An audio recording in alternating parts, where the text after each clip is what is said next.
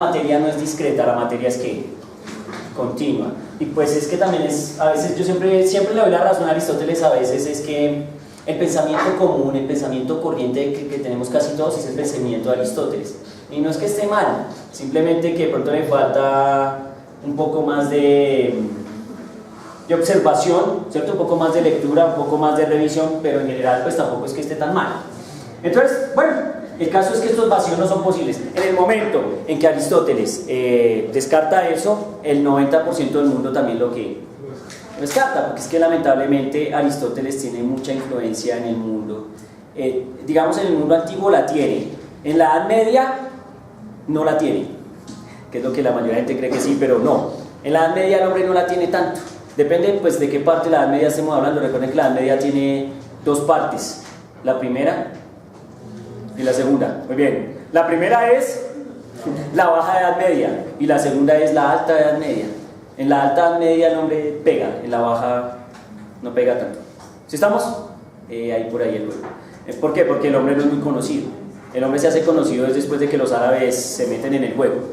Pero bueno, yo no voy a hablar de árabes ahorita porque en este curso hablaremos tanta carreta que hasta los árabes entrarán en juego y habrá álgebra de Baldor, página 2, 13, 516 y 1000 y alcuarismo y todos esos locos. Porque tenemos que hablar de ellos en algún momento. ¿Listo? Pues creo que sí, en algún momento ya demencial yo salí con eso. Pregunto, ¿más o menos? ¿Aló? ¿Cuántas veces, en qué semestre es que estamos? ¿Factorial o bien? Ah, factorial. ¿Tercero factorial o tercero? Ah, no, entonces esta muchacha muy bien. Ustedes que sí son vagos porque ya dijeron factorial casi todos. ¿El semestre? Octavo. No, octavo. Ya me miró. Profe es factorial, pero fresco. No, tranquilo que igual. O no, bien. Ah, no, bien, listo. Octavo. Les pregunto yo, como siempre presumido, les pregunto yo. ¿Han hablado mucho ustedes de Aristóteles en esos 8 semestres? ¿Lo han revisado, lo han discutido en los 3 semestres? Sí, Aristóteles. ¿No? Qué raro, ¿cierto? Ese man es como... Ahí acuérdense que hay una cosa que es muy chévere que se llaman las mentes universales. ¿Saben cómo es el juego de las mentes universales? El juego de las mentes universales es que hay manes, hay gente que es tan impresionante que casi que pueden estar en cualquier tema y tenerlo completamente claro, o sea, trabajar en muchas áreas del conocimiento y ser brillantes en casi todas las áreas del conocimiento. Y por ejemplo, un ejemplo de una mente universal que no sea Aristóteles es, por ejemplo, eso lo hablamos el semestre pasado, creo, el señor Leibniz o Leibniz, como lo quieran llamar, Godofredo Wilhelm Leibniz, el archi enemigo de Newton, porque se inventó el cálculo, no sé qué, pues yo también me lo inventé que soy Newton, entonces ahí hay un problema. ¿Sí estamos o no? Ese tipo es universal. Porque ustedes se han visto que cuando uno habla de Leibniz también, allá en el colegio el profesor le dice a uno, vamos a hablar de filosofía. Entonces vamos a hablar de Descartes, vamos a hablar de Leibniz. Se han visto que allá le mencionan a uno a Leibniz, hablan de Descartes, hablan de ¿qué más? De David Hume. Y bueno, y de toda esta gente, pero obviamente lo nombran a Leibniz si estamos hablando de ¿qué? De filosofía. Y luego uno va a enseñar cálculo diferencial y entonces el profesor que sí sabe cálculo diferencial y ecuaciones diferenciales le dice a uno, por notación de Leibniz, de x de t, tal cosa. ¿Sí o no? Y si uno ya se está volviendo loco y no sé qué, entonces la derivada parcial de no sé quién con no sé quién, no sé dónde. Entonces resulta que entonces los expertos a esto lo llaman notación de Leibniz o Leibniz, ¿sí? Y luego está la notación newtoniana. ¿Se han visto que la notación newtoniana no es que uno la use tampoco mucho tiempo? De pronto en una cinemática así muy violenta de X punto, Y punto, Y2 puntos, no sé qué. Bueno, y el profesor de mecánica de nosotros que era una locura, es que Y2 puntos, Y3 puntos, Y4 puntos, Y5 puntos, ¿sí o no? Ya no sabíamos ni qué más derivar, eso salían un poco de cosas en física y raras. Bueno, pero el caso es que entonces uno habla del tipo, ya hablamos de filosofía, hablamos de eso. El hombre es un historiador de la ciencia y un historiador impresionante. De hecho, miren que Leibniz es muy curioso porque el hombre fallece en una biblioteca. O sea, el man está todavía ¿qué? camellando. Estaba en ese momento haciendo una investigación histórica sobre la vida de una familia muy prominente en Europa, pero pues no alcanzó el tiempo porque en 1714 el hombre dijo, ahí los dejo, ¿no? Nos vemos. Ya se acabó, no hubo más. Hay algo interesante en Leibniz que por allá tienen unos libros, cosas que escribe como, porque el hombre es un genio, pero un genio bárbaro. Entonces el hombre escribe como, tengo tantas ideas y tantas cosas que hacer, pienso en tantas cosas al mismo tiempo en un sinnúmero de cuestiones que siento que el tiempo no me alcanza. Ya presente que Leibniz no es como Newton. Leibniz sí tiene mujeres y el hombre sí hace fiestas, foforros, y además el hombre es político. O sea, el hombre está metido en un millón de cosas. Mente universal, mucho gusto, Aristóteles. Aristóteles es una mente universal y algo muy impresionante. Aristóteles mete la nariz en algo y ese algo cambia. ¿Será eso impresionante o no? Por ejemplo, el hombre dice, primero voy a hablar de cosas generales y de pronto tal vez ya miremos física. ¿Estamos de acuerdo o no? Para que sepan el poder del hombre en muchas facetas. Aristóteles estudió medicina. O sea que Aristóteles en primera instancia es un ¿qué? Es un médico. ¿Sí? Parece ser que el hombre desde joven estuvo obsesionado por el conocimiento, por las cuentas, por la ciencia, por todo. Entonces el tipo se fue a Atenas. ¿Sí? Y en Atenas, llegando a Atenas, hizo su primera atención médica. Se encontró en el camino a un man completamente grave y el hombre probó que era un gran médico. Pero al hombre no le interesaba tanto eso, la medicina. ¿Saben a qué se dedicó Aristóteles? Y es el trabajo científico más brutal de Aristóteles en una ciencia que no es la física, pero una ciencia que, como todos sabemos, está aceptada como ciencia, que es la biología. Entonces el hombre en biología, el hombre por allá le gustaba revisar a los animales y cómo cambiaban y todo eso. Entonces el hombre se hizo un estudio sobre la evolución de un embrión, de un pollo, ¿sí? Y entonces el hombre hace lo siguiente: ¿qué sería lo primero que uno debería hacer? Y que es una recomendación del físico experimental más poderoso de todos los tiempos, que es proceso dañado, ¿sí o no? Bueno, yo lo pongo a competir con Cavendish, entonces ya no es Cavendish, así que díganme quién es el físico experimental más poderoso de todos los tiempos. No, por encima de Galileo considera, pero es subjetivo, fui yo. ¿Ah? Michael Faraday. Y Michael Faraday sugiere lo siguiente. Yo no sé si han leído algo de Faraday. Faraday sugiere lo siguiente: ¿quieren hacer experimentos? ¿Quieren hacer algo interesante? Siempre, por los siglos de los siglos, amén. Hábito número 1 de un científico experimentador. Obviamente yo no soy experimentador, así que no lo tengo. ¿A ustedes les gusta la experimentación? Tengan. Llevar una libreta y un esferito o una pluma o lo que sea, y siempre que vengan ideas de un experimento, tome nota. Y además, cuando esté en el experimento, escriba absolutamente todo lo que ocurre. No omita ningún evento. Como ustedes hacen la bitácora cuando hacen experimentos, ¿sí o no?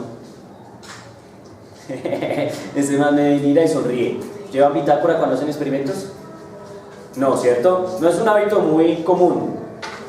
Los reto a que lleven ¿qué? Bitácora. Cada vez que hagan un experimento, lleven ¿qué? Bitácora de vuelo número 36. Hoy nos disponemos a tomar la longitud X del resorte con un aparato que tiene una precisión de tanto. ¿Sí estamos o no? Tomamos la medida y encontramos tal resultado. Luego hicimos tal. Luego nos paramos tal. Luego Martín se rió y yo tenía un nanoamperímetro que medía corriente, pero como Martín se rió, el nanoamperímetro marcó corriente, porque cuando uno se ríe y bota aire, hay corriente. Y como es un nanoamperímetro, pues hay nanoamperios de corriente. ¿Saben entender o no? Es decir, uno tiene que anotar absolutamente que todo. Tranquilos, yo no hago física experimental, así que me relajo. Pero de pronto, si alguien quiere ser un físico experimental brutal, que es una labor seria, muy importante, muy poderosa en la física, pues es una recomendación no mía, sino de ¿quién?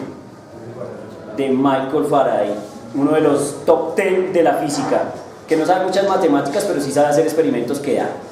Sí, porque el hombre no se sabe hacer ni una integral ni una derivada, pero pues no le hace falta.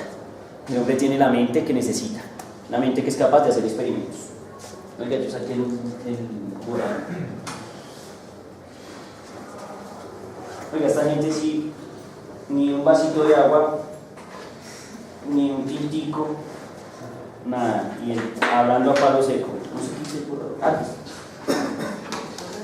Así como un amigo, menos 0,5. Bien, seguimos. ¿Preguntas? Nada, ¿sí o no? Oiga. Bien. Yo siempre digo lo mismo, lo repito. Eso solo puede significar dos cosas. O este profesor es genial y enseña demasiado bien, es impresionante, que supongo es eso.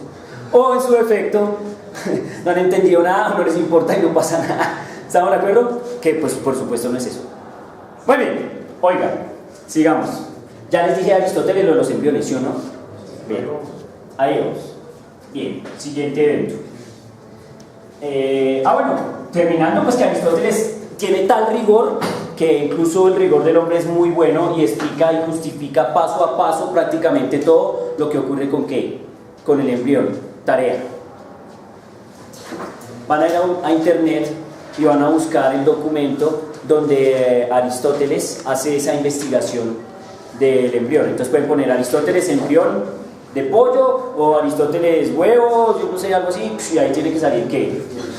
Algo sobre la historia. ¿Qué fue primero, el huevo o la gallina? Por allá me pusieron eso en un grupo que monté de una materia. ¿Qué fue primero, el huevo o la gallina? Creo que fue en esa de cultura y ciencia que estamos haciendo unas ganas muy raras ahí. Bueno, Aristóteles también es fundamental, y eso voy a anotarlo bien, no quiero equivocarme, respecto a una cosa que se llama el origen de la química. ¿Saben? Creo que esto de los átomos genera la química, ¿no? O sea, la química por aquí se va, ¿no? Ahí empieza esa historieta. Pero quiero hablarles de una cosa que es muy importante y es... ¿dónde está esa nota? Está lejos, muy lejos. Este es un diagramita que pinté en este pasado, pero quiero pintarlo decentemente para que no haya lío. Resulta que en esa época, pues como estamos interesados en ver los elementos que constituyen la naturaleza, estamos interesados en ver su comportamiento, suponemos que son semillas, suponemos que son partículas, suponemos que es el agua, y obviamente hay mucha gente que supone otro tipo de conceptos, de ideas. Entonces resulta que en Aristóteles se encuentra una idea elaborada que gira en torno a esto. Hay 4 elementos fundamentales: el fuego, el aire, la tierra y el ¿qué? Y el agua. ¿Sí estamos? Y además el hombre a esos 4 elementos les da ciertas ¿qué? Características. Entonces, por ejemplo, el hombre dice, no, la verdad es que la relación entre el aire y el agua es que ambos de alguna manera son húmedos. ¿Sí? Por ejemplo. Luego entonces digo, la relación entre fuego y aire, según Aristóteles, es que son ¿qué? Calientes. ¿Sí? La relación entre fuego y la tierra es que el fuego es seco y la tierra en algunas circunstancias también ¿qué? Lo es. Y por último, y no menos importante, es el frío. Entonces que hay momentos en que la tierra es fría y el agua ¿qué? También. Entonces miren que en su visión, en su cosmovisión, recuerden que estamos hablando, Aristóteles nace más o menos por allá en el 384 antes de Cristo. Eso es hace rato, ¿no? ¿Cuántos años más o menos? 2019 más 384, harto, ¿sí o no? Como 2400 y tantos. Harto tiempo.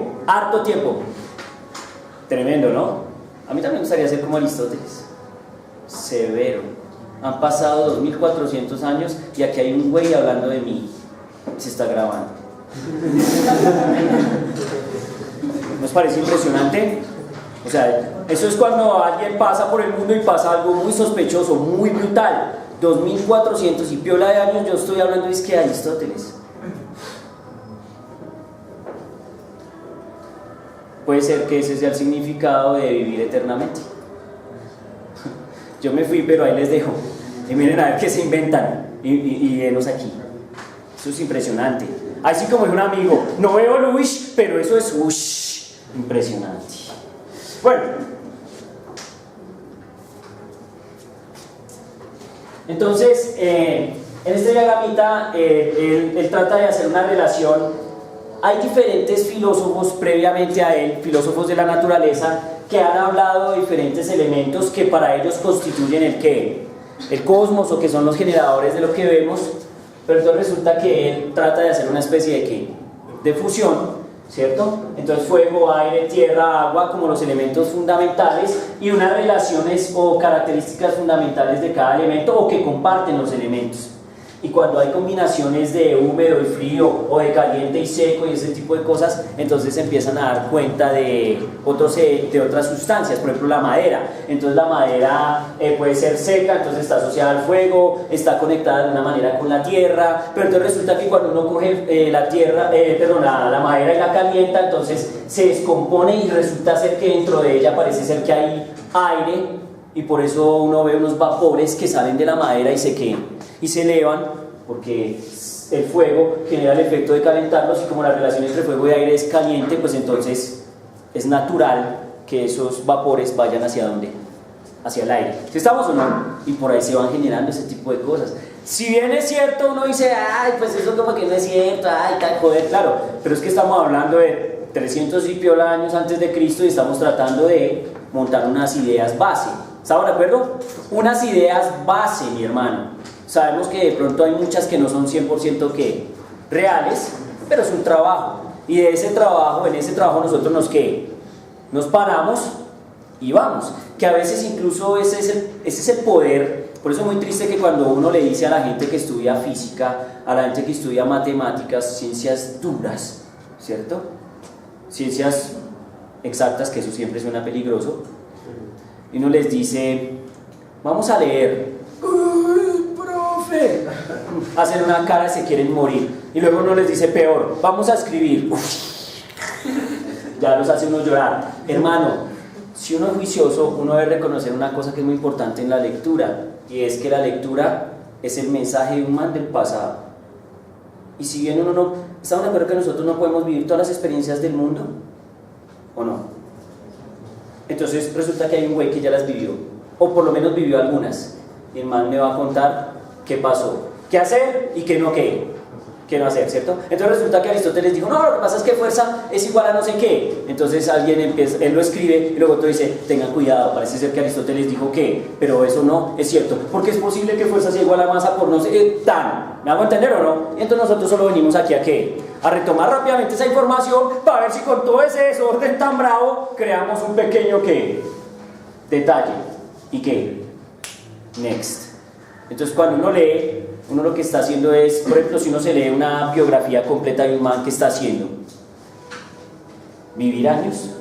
Vivir años porque a Carlos Antonio le pasó tal, y entonces espero que no me pase que a mí, y usted puede estar preparado para eventos que usted nunca se imagina.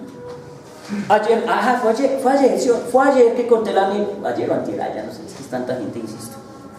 Cuando hablé de Carl Friedrich Gauss, el príncipe de las matemáticas, fue ayer, ¿sí o no? Y que yo conté una anécdota de cómo yo respondí a un problema de matemáticas sin ni siquiera hacer una ecuación.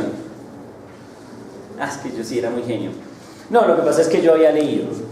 Entonces resulta que, por ejemplo, el profesor planteó una matriz que tenía una recurrencia con los números triangulares. ¿Sí? Y entonces el profesor nos puso a descifrar la recurrencia. Yo era un niño inocente, virgen y tranquilo en la física, estaba en primer semestre viendo álgebra lineal. ¿Sí estamos?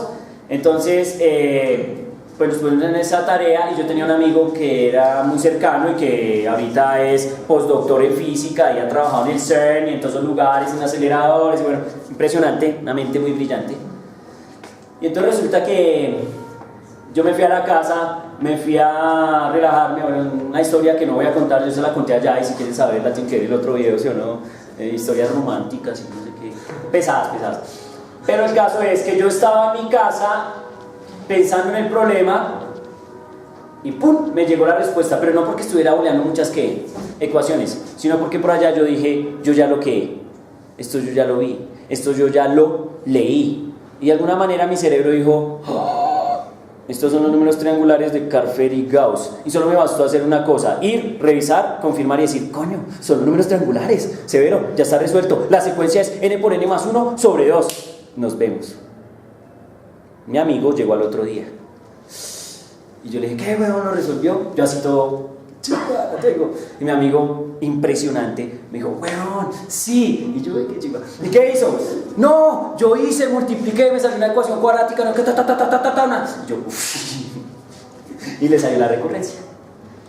Y entonces él también resolvió el problema. Pero llegó la parte más bonita, que es la que a veces la gente echa el saco roto, y es, como él me dijo cómo resolvió el problema y yo entendí cómo se hacía ya echando cuentas, entonces él me preguntó, ¿y usted cómo lo hizo? Y yo le dije, no, weón, yo ya me había leído el cuento. ¿Cuál cuento? Y yo, venga, le cuento el cuento. Y entonces yo le enseñé al man la parte histórica del juego, que era que Carl Friedrich Gauss, un tipo, un genial de las matemáticas, había hecho ese desarrollo cuando era niño, bla, bla, bla, bla, bla, y la secuencia o la recurrencia es tal, bla, bla, bla, bla, bla, pan. Y tal. Ambos quedamos como príncipes cuando llegamos a sustentar nuestra demostración. ¿Me hago entender? Entonces fue un trabajo en equipo, pero cada uno por su lado. Entonces fue interesante. ¿Estamos de acuerdo? Porque pues nunca sobra leer nada. Pregunto, ¿más o menos claro el juego? Ideas de Aristóteles por Arrumes. Otra idea importante de Aristóteles. El éter. ¿Ustedes han oído hablar del éter en física? ¿Sí? ¿Dónde? Alguien dijo sí, éter. ¿En qué? En relatividad. No se asuste, no lo estoy contradiciendo, solo quiero que lo diga con más ahínco y con más fuerza, porque cuando uno habla de relatividad, eso es una cosa demasiado obscena y violenta, ¿no? Pues que cambió el tiempo, que el espacio, que se dilata, que se contrae no sé quién, bueno, todo ese rollo, ¿no? Es interesante porque Aristóteles habla de